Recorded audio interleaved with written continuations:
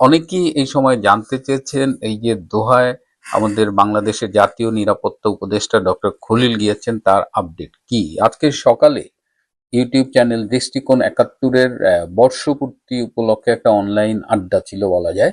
গত বছরের নভেম্বর মাসের ২২ তারিখে দৃষ্টিকোণ ৭১ তাদের যাত্রা শুরু করেছিল। তো সেই অনলাইনের আলোচনা শেষেও অনেকে বললেন যে দোহার আপডেট কি? তো আমি দোহার আপডেটটা পেয়েছি। মোটামুটি ৭টি বিষয়ে আলোচনা হয়েছে এখানে।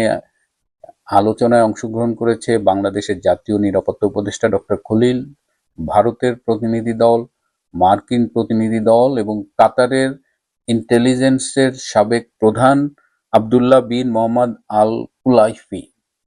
তো তিনিও এই বৈঠকগুলোতে উপস্থিত ছিলেন। কি কি আলোচনা হয়েছে সেটি নিয়ে আমি একটু কথা বলি।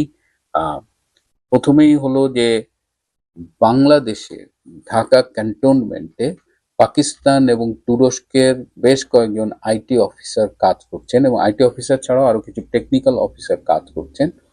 ভারতের পক্ষ থেকে বলা হয়েছে এই আইটি অফিসার এবং টেকনিক্যাল যারা কাজ করছেন তাদের ৩রা ডিসেম্বরের মধ্যে বাংলাদেশ ত্যাগ করতে হবে, কারণ তারা যে কাজগুলো করছে সেটা ভারতের গোয়েন্দা তথ্য অনুযায়ী সন্দেহজনক। সুতরাং এটি একটি বিষয়। এরপরে আরো আলোচনা হয়েছে যে ইন্ডিয়ান প্রতিনিধি দল খুব স্পষ্ট করে বলেছে যে আমাদের এই সব আলোচনায় আপনারা এমন কিছু বলবেন না, শেখ হাসিনা সংক্রান্ত এমন কিছু বলবেন না যেটা আমরা একদিকে যেমন বলতে পারি না এবং যেটা শুনলে বাংলাদেশের প্রধানমন্ত্রী শেখ হাসিনা বিব্রত বোধ করেন। এটা ইন্ডিয়ান প্রতিনিধি দলের পক্ষ থেকে খুব স্পষ্ট করে বলে দেওয়া হয়েছে। ডক্টর খলিল কিন্তু একটা কথা বলেছেন যে অনওয়ার্ডস তিনি যতটা না ঢাকায় অফিস করবেন তার চেয়ে হয়তো বেশি অফিস থেকে কাতারেই করতে হতে পারে। তার মানে এই কাতারে আরো একাধিক বৈঠক হবে এবং ডিসেম্বরের প্রথম দিকেই আরো একটি বৈঠক আবার হওয়ার কথা। বাংলাদেশে তুরস্কের অ্যাক্টিভিটিস অনেক বেড়ে গেছে, এ ব্যাপারে একটা উদ্বেগ প্রকাশ করা হয় এবং তখন জাতীয় নিরাপত্তা উপদেষ্টার পক্ষ থেকে বলা হয় যে বাংলাদেশে এই যে তুরস্ককে আনা, তুরস্কের অ্যাক্টিভিটিস এর পেছনে মূল ভূমিকা পালন করেছে জামাতে ইসলামী বাংলাদেশ। এটির জন্য আসলে ইউনূস সরকারের দায় খুব একটা বেশি না, জামাতই এই প্রসেসটাকে এনহ্যান্স করেছে আর কি। আর সেনাবাহিনী, বাংলাদেশ সেনাবাহিনীর এই মুহূর্তে ১২,৬২১ জন অফিসার এবং সৈন্য মিলিয়ে তারা রংপুর ডিভিশন এবং শিলিগুড়ির কাছাকাছি লালমনিরহাট এই এরিয়ায় অবস্থান করছে, যেটি স্বাভাবিক সংখ্যার চাইতে অনেক বেশি বলে ভারতের পক্ষ থেকে উদ্বেগ প্রকাশ করা হয়েছে। এত সৈন্য সমাবেশের কারণটা কি? এবং একটা তথ্য আপনাদের জানিয়ে রাখি, বাংলাদেশ, মিয়ানমার এবং ভারত সীমান্তের যে কমন জায়গাটা আমাদের হিল ট্র্যাক্সের ওপারে, সেখানে গত ২১, ২৩, ২৪, ২৬শে নভেম্বর এবং আজকে সকালে ২৯শে নভেম্বর এই ৫ দিন ভারতের পক্ষ থেকে সার্জিক্যাল স্ট্রাইক করা হয়েছে এবং এ পর্যন্ত মোট ১১ জন নিহত হয়েছে। সো ভারত কিন্তু বাংলাদেশের সীমানা জুড়ে একটা সামরিক প্রস্তুতি নিয়ে রেখেছে, প্লাস ওই ৩ দেশের সীমান্ত এলাকায় তারা সার্জিক্যাল স্ট্রাইক করছে।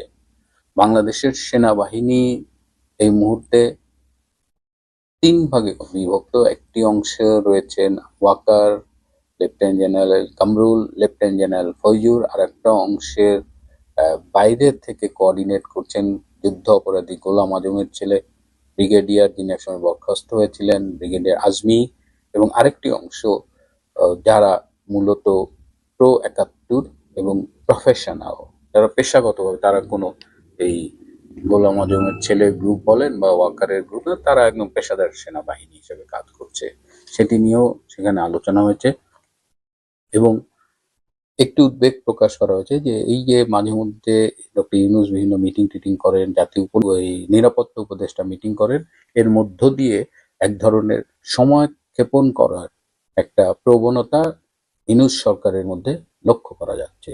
সবচেয়ে গুরুত্বপূর্ণ আলোচনা হয়েছে যে ডক্টর ইউনূস চলে গেলে তার পরিবর্তে একটি সম্ভাব্য তত্ত্বাবধায়ক সরকার আসবে এবং সেই তত্ত্বাবধায়ক সরকারের গুরুত্বপূর্ণ পদে থাকবেন ৩ জন। সেই ৩ জনের নাম অবশ্য আমাকে বলা হয়নি, কারণ সেই নামটি প্রকাশ্যে এলে অনেক জটিলতা তৈরি হতে পারে। সব মিলিয়ে 10-15 জনের একটা কেয়ারটেকার গভর্নমেন্ট গঠনের সম্ভাব্যতা নিয়ে সেই মিটিংয়ে আলোচনা হয়েছে এবং কাতারের এই বৈঠক থেকে দিল্লিতে শেখ হাসিনার কাছে ফোন করার চেষ্টা করা হয়েছিল, কিন্তু শেখ হাসিনার পক্ষ থেকে ফোনে কোনো সাড়া মেলেনি। শেখ হাসিনার পক্ষ থেকে স্পষ্টভাবে জানিয়ে দেওয়া হয়েছে যে ডক্টর ইউনূস কিংবা ডক্টর খলিল তারা আগে ঠিক করুক তারা কি চায়, কারণ তারা সকালে এক কথা বলে, দুপুরে আর এক কথা বলে, বিকেলে আর এক কথা বলে, রাত্রে আর এক কথা বলে, অর্থাৎ তাদের কথা এবং কাজে কোনো মিল নেই। এবং এই যে সময় ক্ষেপণ করা, চলে বলে কৌশলে ক্ষমতা আঁকড়ে থাকা, এই অবস্থায় শেখ হাসিনা তাদের সাথে কথা বলতে আগ্রহী হননি এবং শেখ হাসিনার বার্তা clear, first you decide what you want to do. ভারতের পক্ষ থেকে খুব নরম গরম মেসেজ দেওয়া হয়েছে এবং এ পর্যায়ে এটাও বলা হয়েছে যে যদি বাংলাদেশ এই শান্তি প্রতিষ্ঠায়, জঙ্গিবাদ নিরসনে কাজ না করে তাহলে ভারতের পক্ষ থেকে পরবর্তী অ্যাকশন নেওয়া হবে। এদিকে আজকে বাংলাদেশের একটি মিডিয়ায় দেখলাম তারা খবর ছেপেছে মার্কিন ভারপ্রাপ্ত রাষ্ট্রদূত ট্রেসির সঙ্গে জাতীয় নিরাপত্তা উপদেষ্টার গুরুত্বপূর্ণ বৈঠক। অনলাইন পত্রিকা ভার্সনে বলছেন অন্তর্বর্তী সরকারের জাতীয় নিরাপত্তা উপদেষ্টা ডক্টর খলিলুর রহমানের সঙ্গে ঢাকাস্থ যুক্তরাষ্ট্রের ভারপ্রাপ্ত রাষ্ট্রদূত chargé d affaires Tracey Ann জ্যাকবসনের ঘণ্টাব্যাপী গুরুত্বপূর্ণ বৈঠক হয়েছে শনিবার সকাল 10টা থেকে 11টা পর্যন্ত রাজধানীর মিন্টো রোডের 33 নম্বর সরকারি বাসভবনে। ঘণ্টাব্যাপী এই বৈঠক হয়। সংশ্লিষ্ট সূত্র কালবেলাকে বিষয়টি নিশ্চিত করেছে।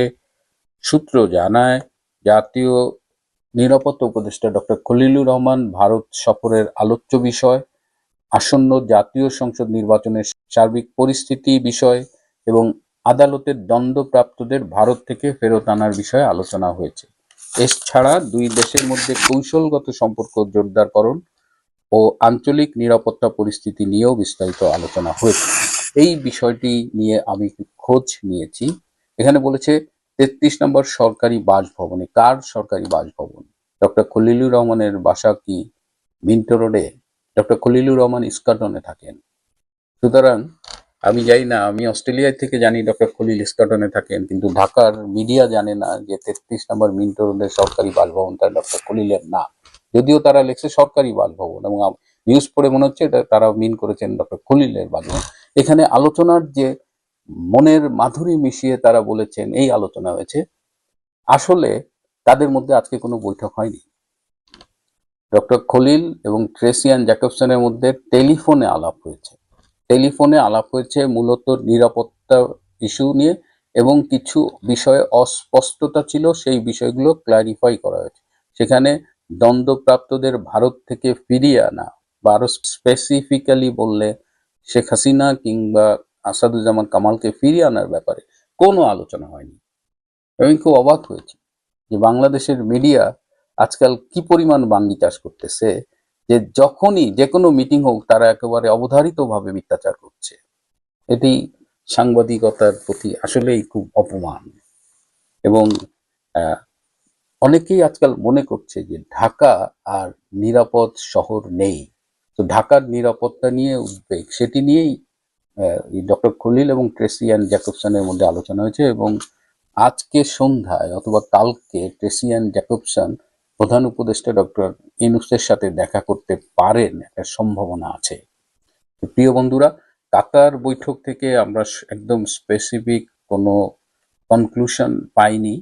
কাতার বৈঠকটি যেটি ধারণা করছি যে আরো চলবে এবং বাংলাদেশের পরিবর্তনের বিষয়টা, এবং ঢাকা ওই যে বললাম নিরাপত্তাহীনতার শহর কেন হচ্ছে, কারণ এই ঢাকায় ওয়েস্টিনে একজন মার্কিন আন্ডারকভার কর্মকর্তা, তাকে হোটেল রুমে মৃত পাওয়া গেছে। আমরা ধারণা করছি তাকে হত্যা করা হতে পারে এবং আরো অনেক আন্ডারকভার লোকজনকে হত্যা করা হয়েছে, যে কারণে ঢাকার নিরাপত্তা নিয়ে প্রশ্ন উঠেছে। প্রিয় বন্ধুরা, আজ এ পর্যন্তই। কাতারের দিকে নজর রাখতে হবে। কাতারেই হয়তো বাংলাদেশের অনেক কিছু ফাইনালি ফর্মুলেট হবে। আর ট্রেসি অ্যান্ড জ্যাকবসন এখন কিন্তু তার শেষ দিনগুলোতে আছে। সো ট্রেসি অ্যান্ড জ্যাকবসন নতুন করে আলাপ করবে এবং শেখ হাসিনার ফেরার ব্যাপারে আলাপ করবে, কিংবা ডক্টর খলিল ভারতিক এই আলোচনাগুলো সেটার জন্য ট্রেসির সাথে কথা বলবে, সেই অবস্থাটা নেই। বাংলাদেশের পরিস্থিতি যে বদলাচ্ছে, এই পরিবর্তনটাকে আমাদের অ্যাকসেপ্ট করতে হবে, সেটা আমাদের পক্ষে যাক আর না যাক। প্রিয় বন্ধুরা, আজ এ পর্যন্তই। ভালো থাকবেন, সুস্থ থাকবেন, তার চেয়েও জরুরি হলো নিরাপদে থাকবেন। সবাইকে অনেক ধন্যবাদ।